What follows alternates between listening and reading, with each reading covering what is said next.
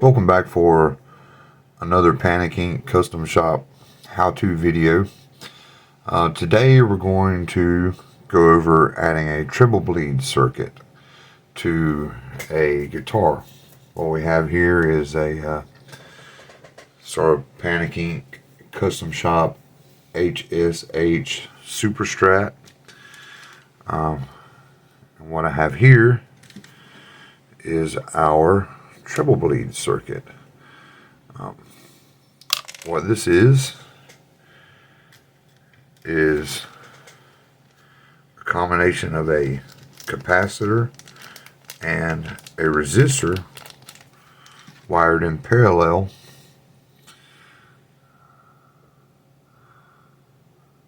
Here we have a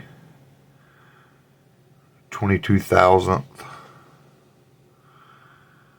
microfarad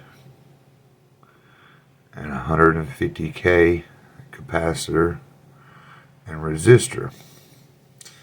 Now, as you can see, I've already wrapped the resistor into the capacitor on each leg and wired it in, and that gives it a parallel wiring. And what we're going to do with that is it's going to go across the input and output of our volume pot. Now, what a treble bleed circuit does is, a lot of you may notice when you reduce the volume of your guitar or your bass, you lose treble. It gets muddy. The lower volume you go, the muddier the sound is, and it's not as bright sounding. What this treble bleed circuit does is eliminate that. It keeps it steady. The same treble output you've got at max volume, you're going to have that same treble output at minimum volume. Really easy to do. What we're going to do now, get our handy dandy flux. Add a little dab to each side of our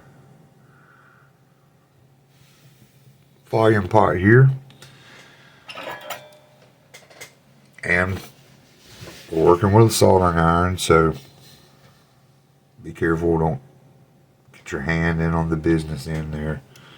Won't work out too well for you.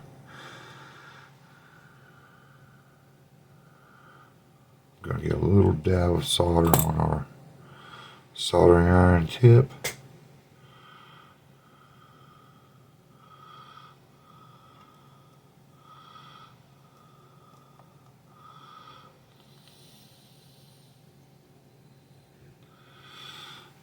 Go in and solder onto that side. Same thing on our input side.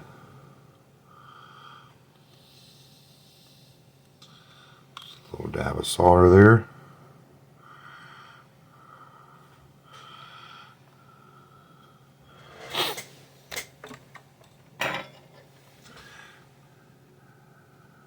And that's basically it.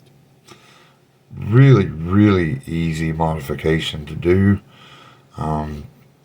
that will pay off really well with the sound quality of your guitar output.